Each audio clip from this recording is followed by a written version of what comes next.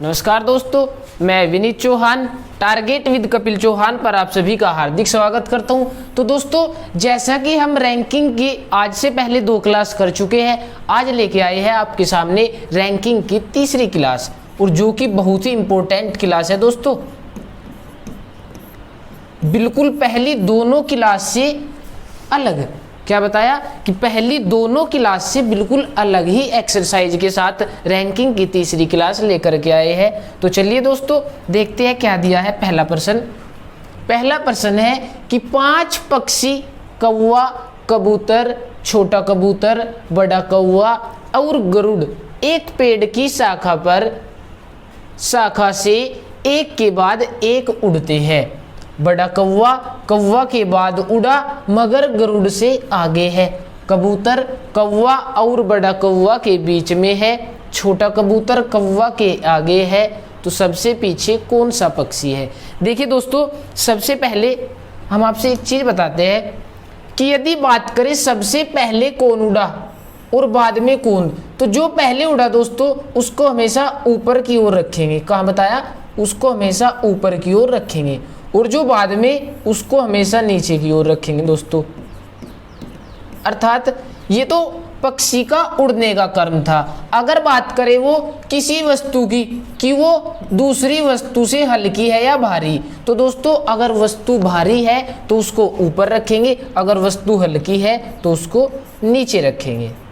अगली बात, अगर वो बोले कि ए बी से आयु में बड़ा है, तो दोस्तों जो बड़ा व्यक्ति होगा उसको ऊपर की ओर रखेंगे, और जो छोटा व्यक्ति होगा उसको नीचे की ओर रखेंगे। तो बस दोस्तों यही चीज़ हमें याद रखनी है कि जो पक्षी पहले उड़ता है उसे ऊपर की ओर, और जो बाद में उड़ता है उसे नीचे की ओर। अगर कोई वस्तु भारी है तो उसे ऊपर रखेंगे, और जो हल्की है तो उसे नीचे की ओर। अगर कोई व्यक्ति किसी से आयु में या किसी भी प्रकार बड़ा है तो उसको ऊपर, और जो छोटा है उसको नीचे। अर्थात अगर बोल दे कि ए की ऊंचाई बी से अधिक है, तो दोस्तों ए की ऊंचाई अधिक है बी से, तो जिसकी अधिक है उसको ऊपर की ओर। अगर बोले कि सी डी से भारी है, तो दोस्तों सी भारी है डी से, यानी कि सी का वजन डी से अधिक है, किंतु उतना भारी नहीं जितना कि ए। तो दोस्तों इसका मतलब है कि सी भारी है डी से,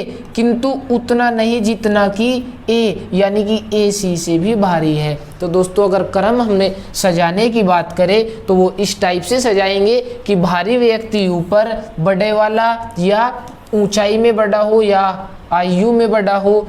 उड़ने का क्रम ले, जो पक्षी पहले उड़ा उसे ऊपर, और जो बाद में उड़ेगा उसे नीचे की ओर। तो दोस्तों चलते हैं अपने पहले प्रश्न की ओर, और देखिए क्या है पहला प्रश्न कि 5 पक्षी है हमारे पास जो एक पेड़ की शाखा पर बैठे हुए हैं, और एक के बाद एक उड़ता है। बड़ा कौवा कौवा के बाद उड़ा। अब 5 पक्षी कौन से हैं दोस्तों? एक तो है बड़ा कौवा, दूसरा है कौवा। अगर बात करें पक्षी, कौवा, कबूतर, छोटा कबूतर और बड़ा कौवा, गरुड़, ये 5 पक्षी है दोस्तों हमारे पास। बड़ा कौवा कौवा के बाद उड़ा, यानी कि पहले कौन उड़ा दोस्तों? पहले उड़ा कौवा, और उसके बाद उड़ा बड़ा कौवा दोस्तों। कि बड़ा कौवा जो है वो कौवा के बाद उड़ा, मगर गरुड़ से आगे है। तो बड़ा कौवा जो है दोस्तों वो गरुड़ से आगे है, अर्थात जिससे आगे होगा तो वो ऊपर, और जो पीछे है वो नीचे दोस्तों। अब क्या स्थिति है कि बड़ा कौवा कौवा के बाद उड़ा, यानी कि कौवा के बाद बड़ा कौवा मगर गरुड़ से आगे है। आगे देखिए दोस्तों, कबूतर कौवा और बड़ा कौवा के बीच में है। तो देखिए दोस्तों, कौवा और बड़ा कौवा के बीच में कौन है? यहाँ है दोस्तों कबूतर, ये है कबूतर। आगे छोटा कबूतर कौवा के आगे है। छोटा कबूतर कौवा के आगे कौन है दोस्तों? छोटा कबूतर। तो यह है कौवा के आगे जो कि छोटा कबूतर है। तो बताइए सबसे पीछे कौन सा पक्षी है। तो दोस्तों अगर क्रम की बात करें तो सबसे आगे छोटा कबूतर, उसके बाद कौवा, उसके बाद कबूतर, उसके बाद बड़ा कौवा और उसके बाद होगा गरुड़। तो दोस्तों बताइए सबसे पीछे कौन सा पक्षी है? तो सबसे पीछे पक्षी होगा हमारा गरुड़ दोस्तों, सबसे पीछे।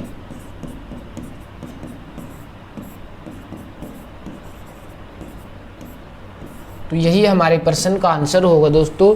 क्या बताया कि हमारे पास 5 पक्षी एक पेड़ की शाखा पर बैठे हुए थे, जिनमें से एक के बाद एक पक्षी उड़ता रहता है, और बताया कि बड़ा कौवा कौवा के बाद उड़ा, यानी कि बड़ा कौवा जो है वो कौवा के बाद पहले कौन? बड़ा कौवा उड़ा।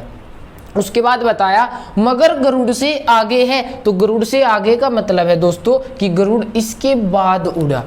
उसके बाद कबूतर कौवा और बड़ा कौवा के बीच है, यानी कि कौवा और बड़ा कौवा के बीच कबूतर है, और छोटा कबूतर कौवा से आगे। अगर पूछे सबसे आगे कौन है दोस्तों, तो सबसे आगे होगा छोटा कबूतर, सबसे आगे होगा छोटा कबूतर दोस्तों, और सबसे पीछे होगा गरुड़। अगर पूछे तो बताइए मध्य में कौन सा पक्षी उड़ा, तो दोस्तों मध्य यानी कि 5 का के बीच में 2 ऊपर 2 नीचे छोड़कर, तो मध्य स्थान होगा दोस्तों कबूतर का। चलिए दोस्तों अगले प्रश्न की ओर देखिए क्या दिया। अगला प्रश्न है दोस्तों, 5 डिब्बों पर 1 2 3 4 5 अंकित है और वे अलग अलग वजन के हैं। डिब्बा 1 डिब्बा 5 से भारी लेकिन डिब्बा 3 से हल्का है। डिब्बा 4 डिब्बा 3 से भारी लेकिन डिब्बा 2 से हल्का है। तो क्रमशः यानी कि सबसे भारी तथा सबसे हल्का डिब्बा कौन सा है? तो दोस्तों क्रमशः सबसे भारी और सबसे हल्का डिब्बा बताना है। आपके पास ऑप्शन दिए गए हैं, डिब्बा 1 व 2, ऑप्शन बी, डिब्बा 2 व 5, ऑप्शन सी, डिब्बा 5 व 2, और ऑप्शन डी डिब्बा 3 व 4 दोस्तों। चलिए प्रश्न की ओर देखिए। प्रश्न दिया 5 डिब्बे हैं जो कि अलग अलग वजन के, लेकिन डिब्बा 1 डिब्बा 5 से भारी। तो दोस्तों जो 1 डिब्बा है यानी कि जिस डिब्बे पर 1 लिखा हुआ है वो 5 से भारी है, और जो भारी डिब्बा है हमने बताया भी था भारी वस्तु को ऊपर रखेंगे और जो हल्की है उसको नीचे। तो डिब्बा 1 डिब्बा 5 से भारी लेकिन डिब्बा 3 से हल्का है। कौन दोस्तों, किसकी बात हो रही है? डिब्बा नंबर 1। तो डिब्बा 1 डिब्बा 5 से भारी लेकिन डिब्बा 3 से हल्का। तो दोस्तों अगर बात करें 1 की तो वो 5 से भारी लेकिन 3 से हल्का, अर्थात बोले डिब्बा 3 1 से भी भारी है, और जो भारी डिब्बा दोस्तों उसे ऊपर की ओर रखेंगे। आगे डिब्बा 4 डिब्बा 3 से भारी, क्या बताया? अलग लिखेंगे दोस्तों कि डिब्बा 4 डिब्बा 3 से भारी लेकिन डिब्बा 2 से हल्का है। ये अगर बात करें डिब्बा नंबर 4 की तो दोस्तों वो 3 से तो भारी है लेकिन डिब्बा नंबर 2 से हल्का, अर्थात अगर बात करें डिब्बा नंबर 2 की तो वो 4 से भी भारी है। तो दोस्तों अब हमारे पास जो है 2 समीकरण है, और वो समीकरण क्या कहती है कि डिब्बा 3 भारी है डिब्बा 1 व 5 से, अगर बात करें डिब्बा 2 भारी है डिब्बा नंबर 4 व 5 से। तो जो कॉमन है दोस्तों उसके अनुसार इन्हें जोड़ देंगे, और कॉमन क्या दिया? कॉमन दिया दोस्तों दोनों समीकरण में 3। अगर बात करें 3 की तो 3 को लिख लेते हैं, और बताया कि 3 भारी है 1 व 5 से, लेकिन यही बताया कि 3 से भारी कौन है? 3 से भारी 4 और 4 से भारी 2। तो दोस्तों ये होगा हमारे प्रश्न का कर्म, यानी कि अगर बात करें सबसे भारी डिब्बे की तो सबसे भारी डिब्बा है डिब्बा नंबर 2, सबसे भारी डिब्बा नंबर 2। अगर बात करें सबसे हल्के डिब्बे की दोस्तों तो सबसे हल्का है डिब्बा नंबर 5। तो बताइए क्रमशः सबसे भारी व सबसे हल्का डिब्बा कौन सा है? तो दोस्तों क्रमशः का मतलब है पहले सबसे भारी, तो भारी कौन सा? 2 और फिर हल्का, तो यानी कि प्रश्न का आंसर क्या होगा? 2 व 5 दोस्तों, न कि 5 व 2। तो 2 व 5 यानी कि हमारे प्रश्न का राइट और राइट विकल्प होगा बी। कीजिए दोस्तों।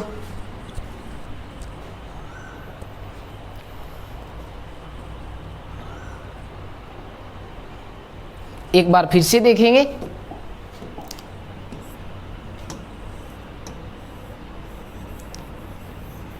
देखिए प्रश्न में क्या बताया दोस्तों। हम हमेशा लिखते हैं, जैसे आप पढ़ते हैं कि जो बड़ा है या भारी है उसको इस प्रकार से लिख देते हैं कि 2 भारी है 5 से या 2 बड़ा है 5 से। तो इस प्रकार देखिए प्रश्न कि डिब्बा 5 डिब्बों पर 1 से 5 तक 1 2 3 4 और 5 अंकित है और वे अलग अलग वजन की है, जिसमें एक डिब्बा 5 से भारी, अर्थात दोस्तों जो 1 है वो 5 से भारी है या 5 से बड़ा है, लेकिन डिब्बा 3 से हल्का कौन 1, यानी कि इससे भी बड़ा कौन है दोस्तों डिब्बा नंबर 3। आगे बात हुई डिब्बा नंबर 4 की, और 4 के बारे में बताया डिब्बा 4 डिब्बा 3 से भारी, यानी कि ये डिब्बा नंबर 4 जो है ये डिब्बा नंबर 3 से भारी, लेकिन डिब्बा 2 से हल्का, यानी कि दोस्तों डिब्बा नंबर 2 जो है वो 4 से भी भारी है। तो दोस्तों ये 2 समीकरण हमारे पास बनती है और इसके अनुसार हमें इन दोनों समीकरण को जोड़ करके आंसर देना है। क्या बताया? दोनों को जोड़ करके आंसर देना है। जोड़ेंगे किसके साथ दोस्तों? जो भी कॉमन है उसके अनुसार जोड़ देंगे। और कॉमन के अनुसार कैसे बताया कि 3 कॉमन है, तो सबसे पहले 3 को रख लेंगे। 3 से भारी कौन? 4, 4 से भारी कौन? 2, 3 से हल्का कौन? 1, और 1 से हल्का कौन दोस्तों? 1 से हल्का बताया 5। तो सबसे भारी डिब्बा 2 और सबसे हल्का डिब्बा 5। तो हमारे प्रश्न का आंसर होगा कि सबसे भारी व हल्का डिब्बा क्रम से 2 व 5 होगा। चलिए दोस्तों अगले प्रश्न की ओर। चलिए दोस्तों चलते हैं अगले प्रश्न की ओर। और देखिए क्या दिया अगला प्रश्न। अगला प्रश्न दिया एक बेंच पर 5 सहेलियां बैठी है। तो पढ़ाई करना तो मुश्किल है, लेकिन चलिए आगे। लिनी निम्मी के दाहिनी ओर है, लेकिन निम्मी मिनी और पिंकी के बीच में है। बिनी पिंकी के बाईं ओर है, मिनी बिनी के सन्निकट नहीं है। सन्निकट बोले दोस्तों मिनी बिनी यानी कि पास पास नहीं है, या बिनी मिनी पास पास नहीं है, इनके बीच में कोई ना कोई होना जरूरी है। तो आगे तो बताइए बाएं छोर पर कौन है। देखिए प्रश्न पंक्ति के अनुसार ही करेंगे। ये पंक्ति दी गई है और एक बेंच बोल लो, इस पर 5 सहेलियां बैठी है दोस्तों। उसमें भी लिनी निम्मी के दाहिनी ओर है, यानी कि लिनी को कहीं भी लो, यानी कि निम्मी, सॉरी ये है निम्मी। और बताया लिनी निम्मी के दाहिनी ओर है, तो इसके दाहिनी ओर कौन है दोस्तों? इसके दाहिनी ओर है लिनी।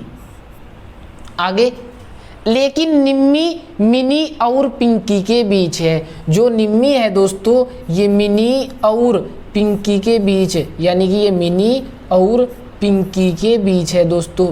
लेकिन हो सकता है निम्मी के दाईं ओर पिंकी न होकर मिनी हो सकता है इसके बाईं ओर मिनी न होकर पिंकी हो। तो दोस्तों दूसरी भी कंडीशन बनेगी, और दूसरी कंडीशन क्या बनेगी? वो बनेगी कि ये निम्मी है और इसके दाईं ओर लिनी है। कौन? लिनी दोस्तों। लेकिन ये जो है ये मिनी और पिंकी के बीच हो सकता है पिंकी इधर हो और मिनी इधर हो दोस्तों। तो ये 4 सहेलियां बैठ गई। इसके बाद क्या बताया? बिनी पिंकी के बाईं ओर है। पिंकी के बाईं ओर कौन है दोस्तों? बिनी। तो देखियो यहाँ तो डायरेक्ट हो जाएगा कि बिनी जो है वो पिंकी के बाईं ओर है। लेकिन दोस्तों अगर बात करें इस कंडीशन में, तो इस कंडीशन में पिंकी के बाईं ओर, तो यहाँ अगर बिनी बैठे हो सकता है बिनी यहाँ हो और हो सकता है बिनी यहाँ हो। तो दोस्तों एक चीज देखते हैं इससे पहले, अगर बिनी का स्थान है ये कौन सा? ये, तो दोस्तों अगर बिनी का स्थान ये है तो हमारी एक कंडीशन खराब हो जाती है। कौन सी? लेकिन निम्मी मिनी और पिंकी के बीच है। मिनी और पिंकी, तो देखियो मिनी और पिंकी है दोस्तों, और इनके बीच में कौन है? निम्मी। अगर यहाँ बी को ले ले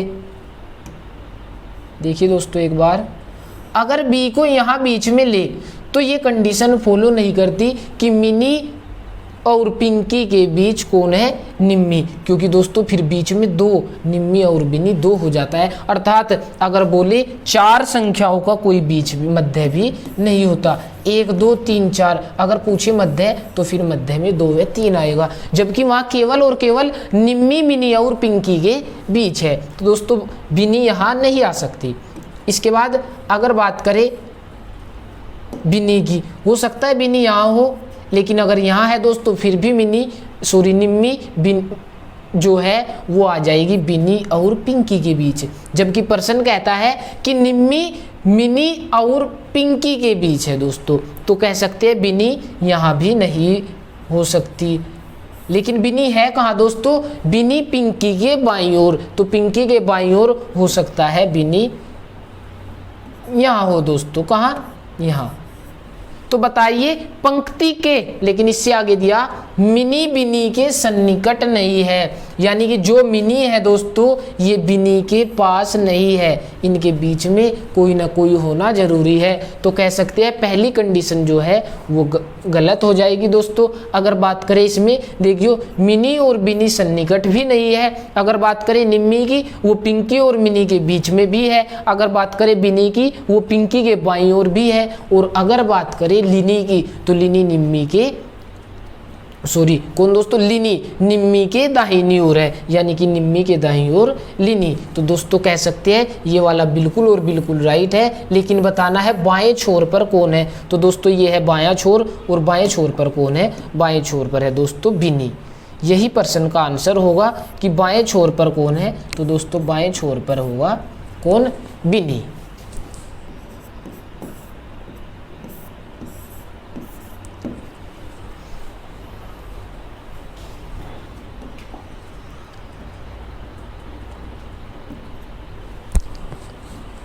दोस्तों प्रश्न था कि एक बेंच पर 5 सहेलियां बैठी है, लिनी निम्मी के दाहिनी ओर, तो निम्मी के दाहिनी ओर लिनी ले लिया था हमने, लेकिन बताया कि जो निम्मी है वो मिनी और पिंकी के बीच है। हो सकता है मिनी और पिंकी इस प्रकार हो, और हो सकता है पिंकी और मिनी इस प्रकार हो। तो ये 2 कंडीशन थी दोस्तों, लेकिन फिर हमें चेक करा कि जो बिनी है वो पिंकी के बाईं ओर कहाँ हो सकती है, या तो यहाँ या इस स्थान पर। लेकिन दोस्तों ये कंडीशन फॉलो नहीं करती, क्योंकि मिनी और बिनी सन्निकट नहीं है। तो केवल और केवल यही इसका आंसर होगा, और यही इसकी कंडीशन बनेगी दोस्तों।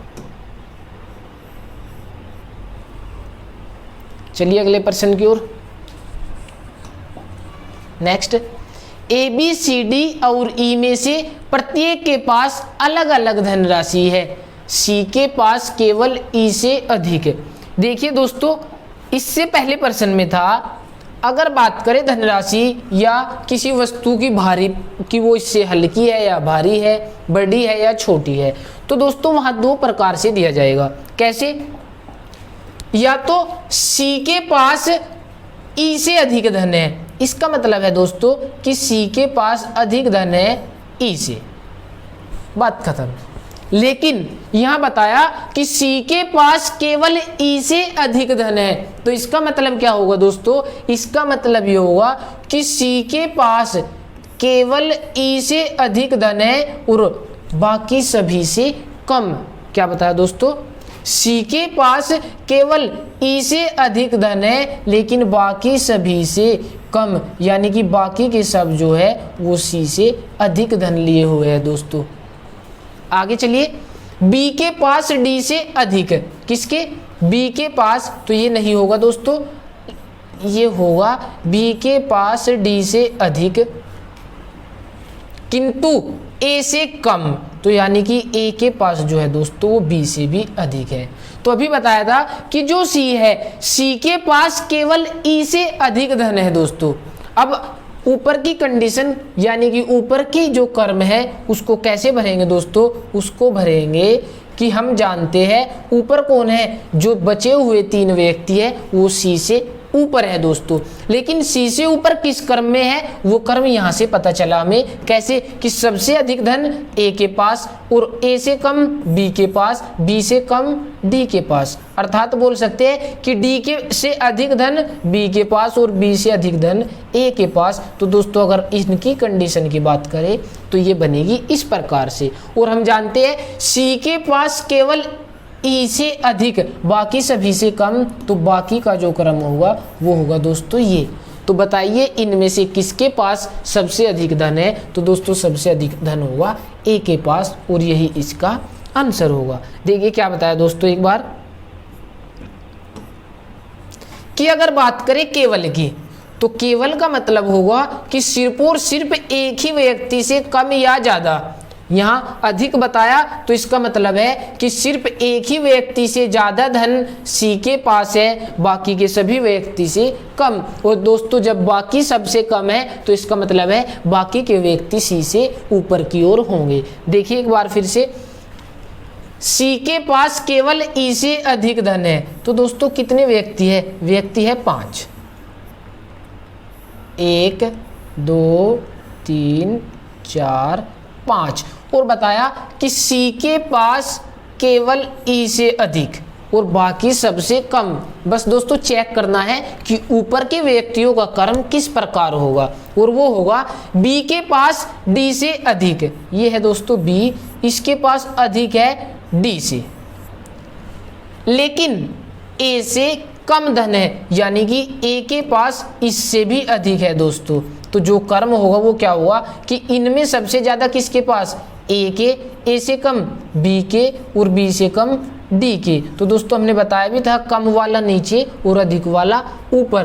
तो बचे हुए व्यक्तियों का जो क्रम होगा वो होगा ए बी डी। तो इनमें सबसे अधिक धन किसके पास होगा दोस्तों? सबसे अधिक धन होगा ए के पास।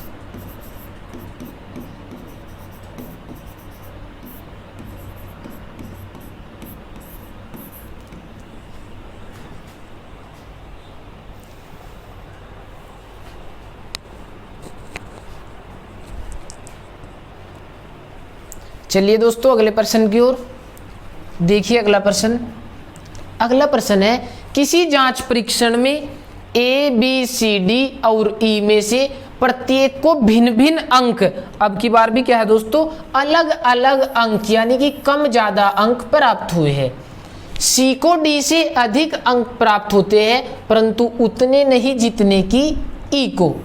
ए बी से कम अंक प्राप्त करता है, तीसरा सर्वाधिक अंक कौन प्राप्त करता है? यानी कि 5 में से तीसरे नंबर पर कौन है दोस्तों? इसके विकल्प देखिए, विकल्प ए बी, विकल्प बी ए और विकल्प सी, विकल्प डी आंकड़े अधूरे दोस्तों।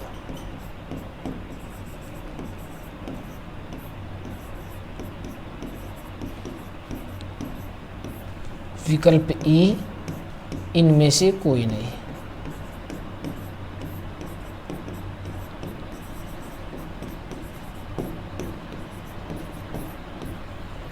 तो चलिए प्रश्न की ओर कि किसी जांच परीक्षण में ए बी सी डी में से प्रत्येक को भिन्न भिन्न अंक प्राप्त होते हैं, सी को डी से अधिक। क्या बताया दोस्तों? जो सी है इसको डी से अधिक अंक प्राप्त होते हैं परंतु उतने नहीं जितने की ई को। इसका मतलब है ई को जो है वो सी से भी अधिक अंक प्राप्त हुए। क्या दोस्तों? सी को डी से अधिक अंक प्राप्त होते हैं परंतु उतने नहीं जितने की ई को, यानी कि ई को इससे भी ज्यादा अंक प्राप्त होते हैं। आगे क्या दिया? ए बी से कम अंक प्राप्त करता है, यानी कि बी अधिक अंक प्राप्त करता है किससे? ए से, या ए बी से कम अंक प्राप्त करता है, तीसरा सर्वाधिक अंक प्राप्त करता कौन है दोस्तों?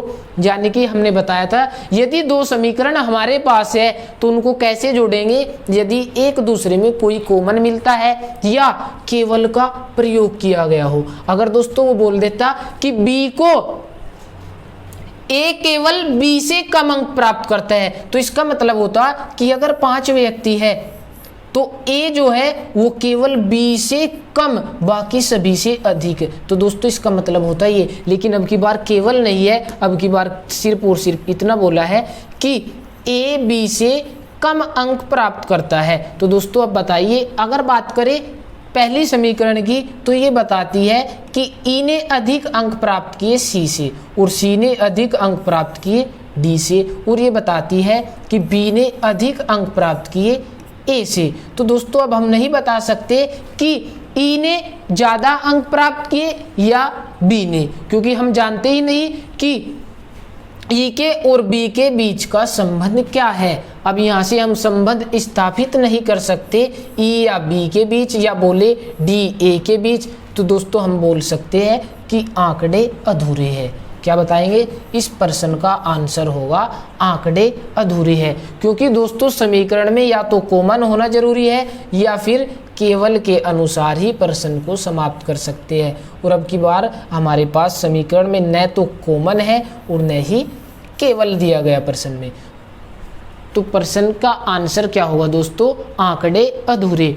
ऐसा क्यों? ऐसा इसलिए क्योंकि हम सिर्फ और सिर्फ इस समीकरण के बारे में जानते हैं या फिर इस समीकरण के बारे में जानते हैं। लेकिन दोस्तों अगर बात करें दोनों की, हम सिर्फ इतना जानते हैं कि ई सी व डी से अधिक अंक प्राप्त करता है, लेकिन ये नहीं पता कि ए से भी अधिक करता है या ए से कम, यानी कि ए ई से अधिक कम प्राप्त करता है या ई से कम अंक प्राप्त करता है दोस्तों।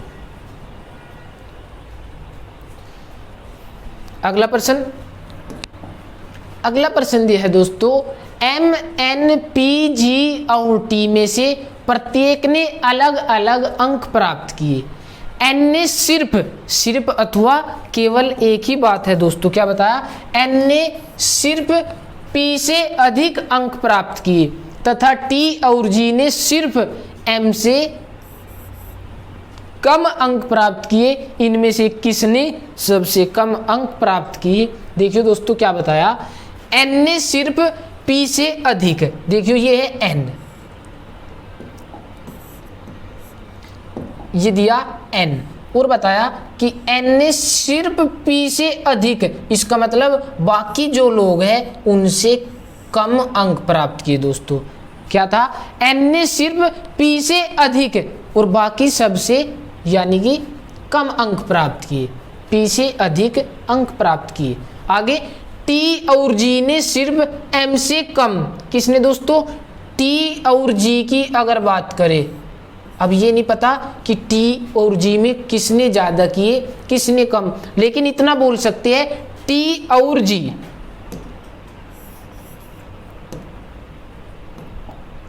क्या दोस्तों? टी और जी ने सिर्फ एम से कम, यानी कि एम ने इनसे अधिक, सिर्फ एम से कम और बाकी सभी से ज़्यादा अंक प्राप्त किए दोस्तों। क्या बताया? बाकी सभी से ज़्यादा। तो हम बोल सकते हैं कि सबसे ज़्यादा, क्या पूछा? सबसे कम अंक प्राप्त किसने किए? तो दोस्तों इस अब हमारे पास है दो समीकरण, और दो भी कैसे है कि ये फिक्स है कि एन ने सिर्फ पी से अधिक अंक प्राप्त किए, तो जो बाकी तीन व्यक्ति बचे हैं उन्होंने एन से अधिक अंक प्राप्त किए दोस्तों। और वो बाकी के तीन कौन है? वो है एम, टी और जी। लेकिन अगली लाइन में बोल दिया कि टी और जी ने सिर्फ एम से कम, यानी कि टी और जी जो है सिर्फ एम से कम अंक प्राप्त करते हैं और बाकी के तीन व्यक्ति से अधिक अंक प्राप्त करते हैं। और बाकी के तीन कौन है दोस्तों? दो तो एन और पी हो गए और तीसरा इन दोनों में से ही कोई है। लेकिन हम ये नहीं बता सकते कि ये टी का स्थान है या जी का, नहीं ये बोल सकते ये टी का स्थान है या जी का। सिर्फ इतना बोल सकते हैं कि पहला स्थान किसका है दोस्तों? पहला स्थान एम का, उसके बाद टी व जी में से कोई भी आ सकता है दूसरे पर या तीसरे पर दोस्तों, हो सकता है, क्योंकि बताया टी और जी ने सिर्फ एम से कम, तो टी व जी जो है वो एम से कम प्राप्त कर ले, लेकिन एन व पी जो बचे इनसे अधिक अंक प्राप्त करेंगे। तो सबसे कम अंक प्राप्त करता कौन है दोस्तों? सबसे कम अंक प्राप्त करने वाला है पी। तो दोस्तों प्रश्न को अगर दो समीकरण हमारे पास है तो दो ही प्रकार से जोड़ सकते हैं, या तो केवल दिया हो या दोनों समीकरण में कॉमन दिया हो दोस्तों। चलिए अगले प्रश्न की ओर। अगला प्रश्न, क्यों लंबा है P से H उतना लंबा नहीं है जितना कि P, J और R छोटा है H से, उनमें से सबसे लंबा कौन है। देखिए दोस्तों क्या बताया, क्यों लंबा है P से, क्यों लंबा है P से, H उतना लंबा नहीं है जितना कि P, यानी कि P लंबा है H से। अब देखिए दोस्तों हम जानते हैं दोनों में कॉमन P कॉमन है और P क्यों से छोटा लेकिन H से बड़ा, तो ये भी तो बोल सकते हैं दोस्तों। तो ये चीज़ बताई थी कि समीकरण को जोड़ेंगे कॉमन अंकों से, कॉमन। तो देखिए क्यों लंबा है P से, दूसरी चीज क्या दी, H उतना लंबा नहीं है जितना कि P, यानी कि P लंबा है H से। आगे J और R छोटे हैं H से, यानी कि H लंबा है किससे, J व R से। उनमें से सबसे लंबा कौन है। तो देखिए दोस्तों समीकरण कैसे जोड़ेंगे, क्यों लंबा है P से, आगे क्या बताया P लंबा है H से, और आगे क्या बताया H लंबा है J व R से। लेकिन दोस्तों प्रश्न में क्या पूछा गया कि इनमें सबसे लंबा कौन है, तो सबसे लंबा कौन होगा दोस्तों, सबसे लंबा होगा H। अगर पूछे सबसे छोटा कौन है तो सबसे छोटा होगा J या R दोस्तों, कौन, J या R, इनमें फिक्स नहीं है कौन छोटा है और कौन बड़ा है दोस्तों। लेकिन इतना जरूर बोल सकते हैं कि सबसे लंबा क्यों होगा, क्योंकि H J व R दोनों से लंबा है और H से लंबा P है और P से लंबा क्यों है। आगे चलिए, J के L M और N में से प्रत्येक की ऊंचाई अलग अलग है। M केवल J से छोटा है, K उतना ऊंचा नहीं है जितना कि N, और N छोटा है L से। इनमें से सबसे छोटा कौन है। देखिए दोस्तों क्या बताया कि ये 5 व्यक्ति दिए गए हैं और प्रत्येक की ऊंचाई अलग अलग है। M केवल J से छोटा, देखियो M जो है केवल J से छोटा और बाकी सभी से यानी कि लंबा है दोस्तों, यानी कि बाकी सब इससे छोटे हैं। M केवल J से छोटा यानी कि J M से लंबा और बाकी सभी से बड़ा है दोस्तों, लंबा है M। आगे देखिए, K उतना ऊंचा नहीं है जितना कि N, यानी कि N लंबा है किससे, K से। K उतना ऊंचा नहीं है जितना कि N, और N छोटा है L से। क्या बताया, N छोटा है L से। तो दोस्तों देखियो हमें पता था कि M से बड़ा केवल J है और बाकी सब उससे छोटे कौन है, बाकी सब है L N और कौन बचा दोस्तों, K। तो हमें चाहिए L N K का कर्म, और वो कर्म किस प्रकार है दोस्तों, L लंबा है N से और N लंबा है K से। और अब हमसे कुछ भी पूछे दोस्तों हम बता देंगे। सर्वाधिक ऊंचा कौन है, J, सबसे छोटा कौन है, K, मध्य स्थान किसका है या तीसरा स्थान किसने प्राप्त किया, तो वो किया L ने दोस्तों। लेकिन सबसे छोटा पूछा गया तो सबसे छोटा होगा ये कौन दोस्तों, सबसे छोटा होगा K।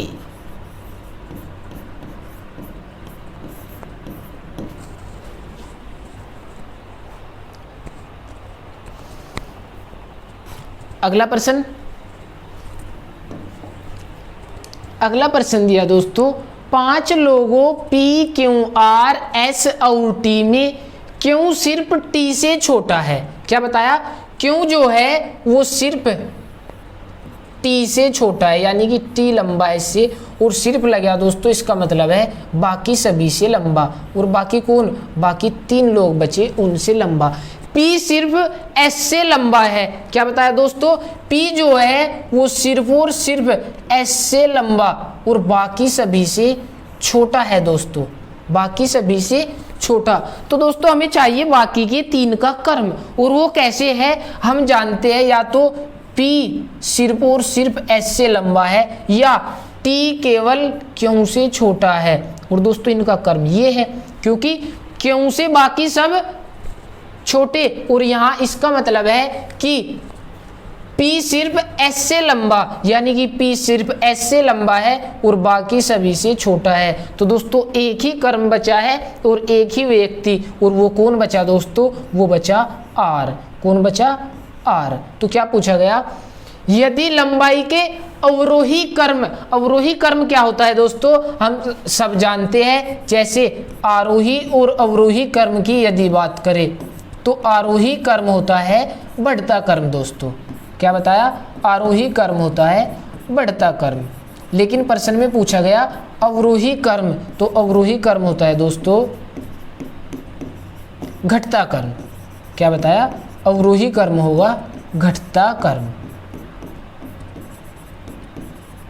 तो दोस्तों क्या हो जाएगा? अगर बात करें बढ़ते कर्म की तो ये है बढ़ता कर्म और ये है दोस्तों घटता कर्म। लेकिन प्रश्न में क्या पूछा? अवरोही कर्म में सजाया जाए तो शुरू से तीसरा कौन है? अब दोस्तों अवरोही कर्म है ये घटता, तो शुरू से तीसरा 1 2 3 कहीं से भी बात करें तीसरा कौन होगा दोस्तों? R। तो शुरू से तीसरा स्थान किसका होगा? R का। और प्रश्न का आंसर भी होगा दोस्तों R।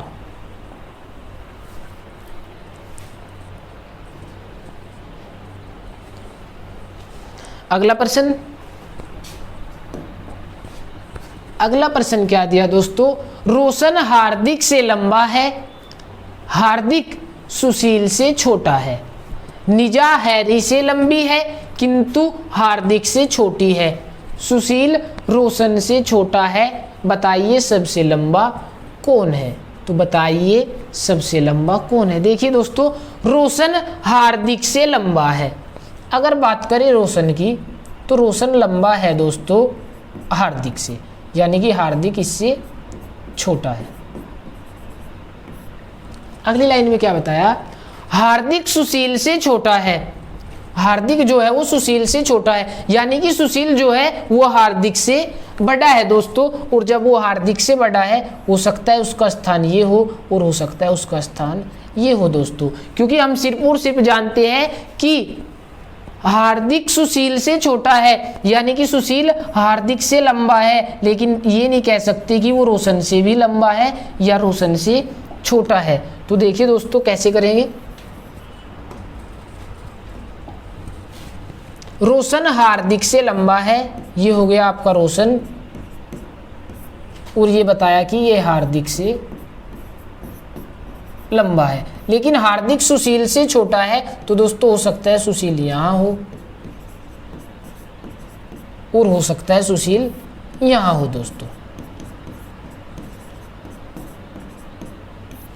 अगली लाइन, निजा हैरी से लंबी है किंतु हार्दिक से छोटी। निजा जो है दोस्तों वो हार्दिक से तो छोटी है लेकिन हैरी से लंबी है। तो ये था कर्म। आगे क्या बताया? सुशील रोशन से छोटा है। तो दोस्तों जब सुशील रोशन से छोटा है तो हार्दिक से लंबा रोशन से छोटा, यानी कि ये सुशील का स्थान होगा, न कि ये। तो बताइए सबसे लंबा कौन है? तो सबसे लंबा कौन है दोस्तों? सबसे लंबा होगा रोशन। क्या पूछा? सबसे लंबा कौन है? तो सबसे लंबा होगा दोस्तों रोशन। तो प्रश्न का आंसर हो जाएगा कि सबसे लंबा रोशन है।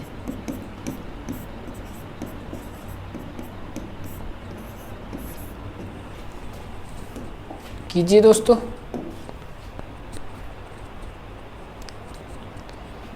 चलिए अगले प्रश्न की ओर। अगला प्रश्न क्या दिया? 4 दोस्त ABCD आपस में कुछ राशि बांटते हैं। कुछ राशि इस तरह बांटते हैं कि राशि A को B से 1 कम। बहुत अच्छा प्रश्न है। क्या बताया? बहुत ही अच्छा प्रश्न है दोस्तों। इस तरह बांटते हैं कि राशि A को B से 1 कम, यानी कि जिसको कम मिलेगी A को कम किससे? B से। तो दोस्तों A को B से 1 कम अर्थात B को A से 1 ज़्यादा, ये भी तो कह सकते हैं दोस्तों। क्या बताया? कि राशि A को बी से एक कम, यानी कि ये भी तो कह सकते हैं बी को ए से एक ज्यादा। आगे क्या दिया, सी को डी से 5 ज्यादा, सी को डी से 5 ज्यादा। दोस्तों क्या बताया, सी को 5 ज्यादा डी से, और डी को, ये डी है दोस्तों, और डी को बी से 3 ज्यादा, ये है डी, और इसको 3 ज्यादा प्राप्त हुई किससे, बी से। दोस्तों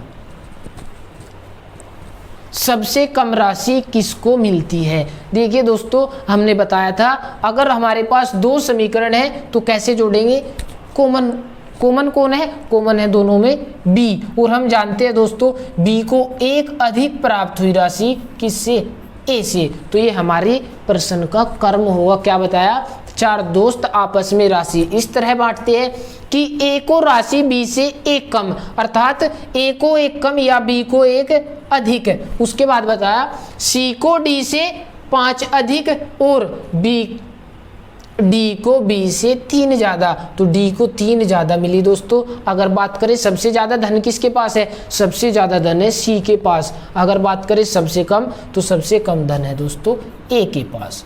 तो हमारे प्रश्न का आंसर होगा ए, सबसे कम धनराशि ए को मिली।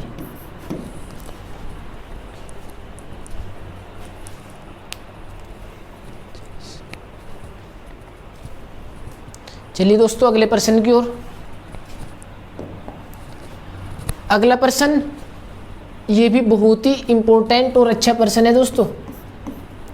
विनी स्मिथ से 1 वर्ष बड़ा है, स्मिथ सलीम से 2 वर्ष बड़ा है, राजू सलीम से 1 वर्ष बड़ा है, तदनुसार उनमें सबसे छोटा कौन है। दोस्तों देखियो क्या बताया, विनी स्मिथ से 1 वर्ष बड़ा है। दोस्तों किससे, स्मिथ से 1 वर्ष बड़ा है, तो विनी +1 यानी कि 1 वर्ष बड़ा है स्मिथ से। स्मिथ सलीम से 2 वर्ष बड़ा है, तो दोस्तों ये है स्मिथ और ये 2 वर्ष बड़ा है किससे, बात करें सलीम की, तो ये सलीम से 2 वर्ष बड़ा है। आगे राजू सलीम से 1 वर्ष बड़ा है, यानी कि राजू भी बड़ा है सलीम से। क्या बताया, राजू 1 वर्ष बड़ा है सलीम से, तो दोस्तों जो बड़ा है वो ऊपर की ओर और जो छोटा है वो नीचे की ओर रख देंगे।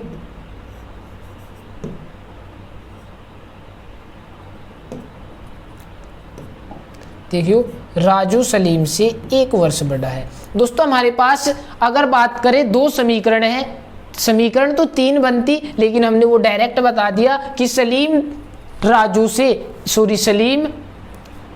दोस्तों स्मिथ सलीम से 2 वर्ष बड़ा है, तो डायरेक्ट लिख दिया कि स्मिथ 2 वर्ष बड़ा है सलीम से। लेकिन यहाँ बताया कि राजू भी सलीम से 1 वर्ष बड़ा है। तो दोस्तों देखियो अगर दोनों समीकरणों को जोड़े तो कैसे जोड़ेंगे, दोनों में कॉमन कौन है, दोनों में कॉमन है दोस्तों सलीम। तो देखिए एक बार हम जानते हैं विनी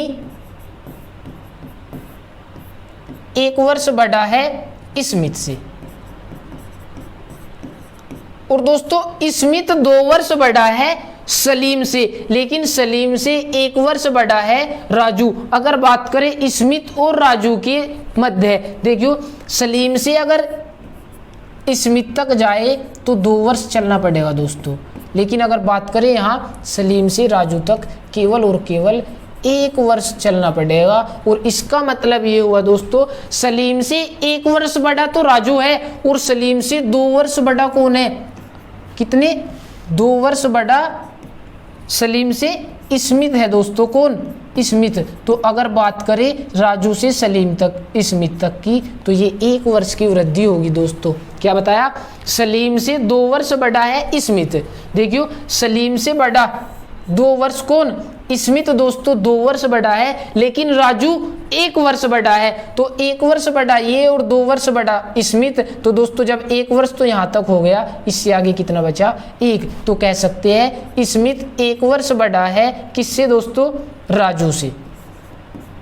और हम जानते हैं राजू भी 1 वर्ष बड़ा है किससे, सलीम से। तो अब हमसे कुछ भी पूछे हम प्रश्न का आंसर दे देंगे दोस्तों इसके अनुसार। किसके? इसके अनुसार। तो सबसे छोटा कौन होगा दोस्तों? सबसे छोटा होगा सलीम।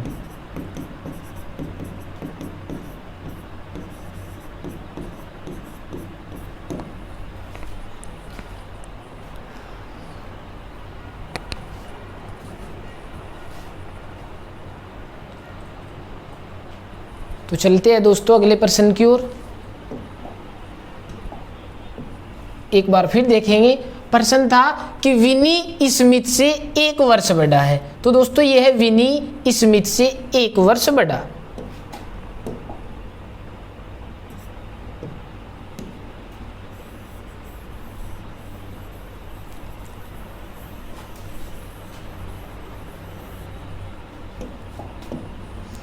विनी 1 वर्ष बड़ा है स्मिथ से।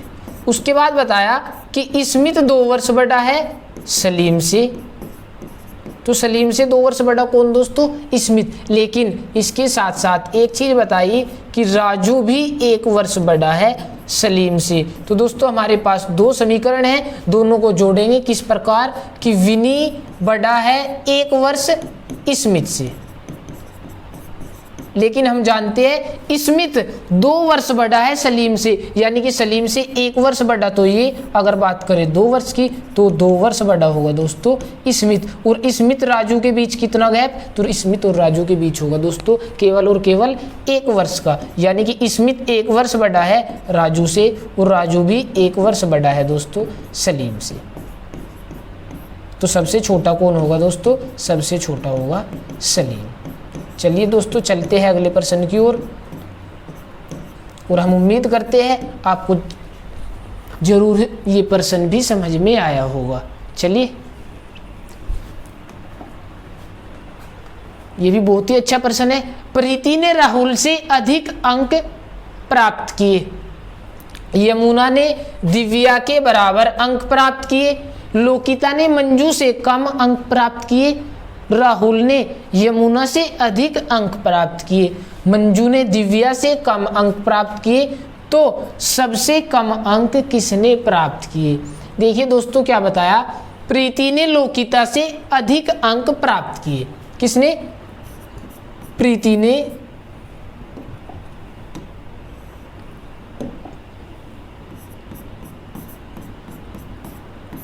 लोकिता से अधिक अंक प्राप्त किए। लोकिता या राहुल दोस्तों? प्रीति ने राहुल से अधिक, सॉरी,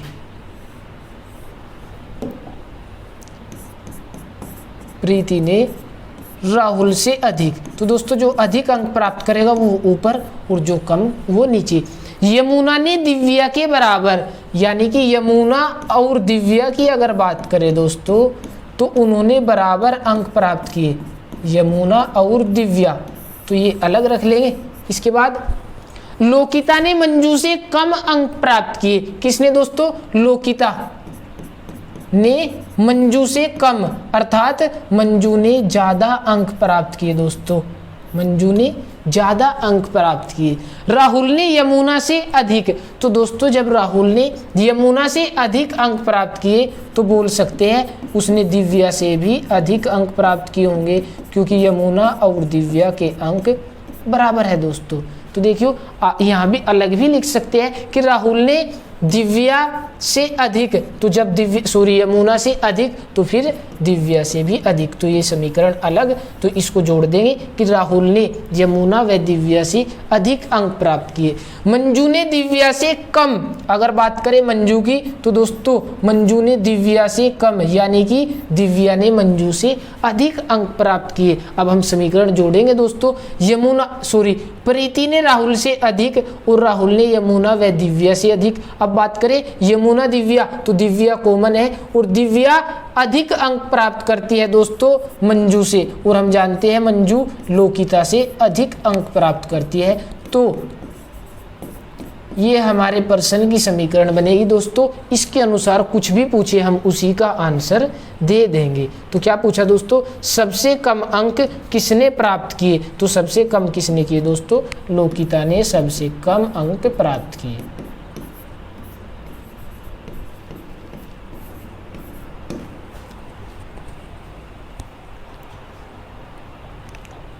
तो चलिए दोस्तों अगले प्रश्न की ओर। बहुत अच्छा प्रश्न है और आज की क्लास का लास्ट प्रश्न बहुत ही ध्यान से देखेंगे दोस्तों। क्या बताया? एल एम एन और ओ भाई है।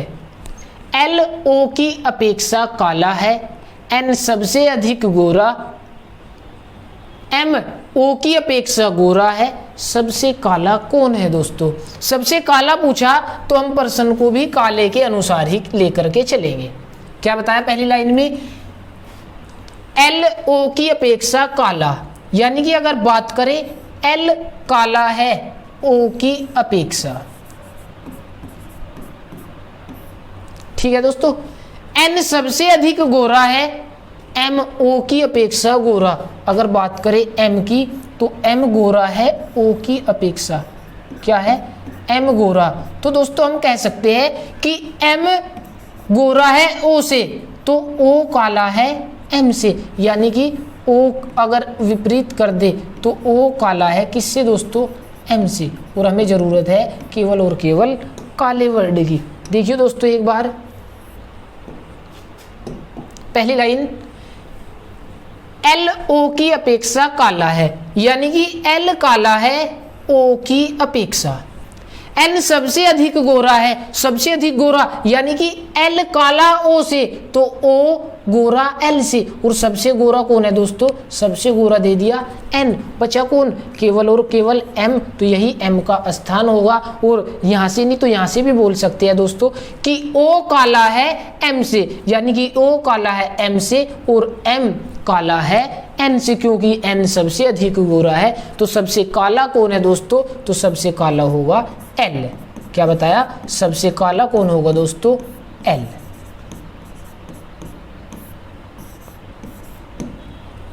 तो दोस्तों अगर बात करें रैंकिंग की तो किसी भी एग्जाम में रैंकिंग से 1% बिल्कुल ही 100% मिलता है, भले ही वो एसएससी हो, यूपी पुलिस हो या रेलवे हो दोस्तों। लेकिन अगर बात करें यूपी पुलिस की तो यूपी पुलिस में दोस्तों 2% कम से कम हो सकता है 3% भी मिले। और 3% का मतलब है दोस्तों 6 नंबर। 6 नंबर बोले तो देखो मेरिट को कितने ऊपर या नीचे कर सकते हैं। तो दोस्तों रैंकिंग चैप्टर आपके किसी भी एग्जाम की बात करें उसके लिए बहुत ही इंपॉर्टेंट चैप्टर है। और आज की क्लास यहीं समाप्त होती है। इसी के साथ साथ आपका रैंकिंग चैप्टर भी समाप्त होता है दोस्तों। क्या बताया?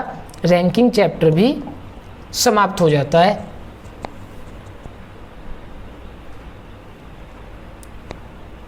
तो दोस्तों अभी बताया था एसएससी जीडी हो या एसएससी का कोई भी एग्जाम हो 1 से 2% रैंकिंग से वहां भी बनता है। अगर बात करें रेलवे ग्रुप डी या एनटीपीसी की तो दोस्तों यहाँ भी रैंकिंग से 1 से 2% देखने को मिलता है। तो अब जानते ही है रैंकिंग कितना इंपॉर्टेंट है किसी भी एग्जाम के लिए। तो दोस्तों मिलते हैं अगली क्लास में अगले रीजनिंग के एक बहुत ही अच्छे अध्याय रक्त संबंध के साथ। तो नमस्कार दोस्तों, टाटा बाय।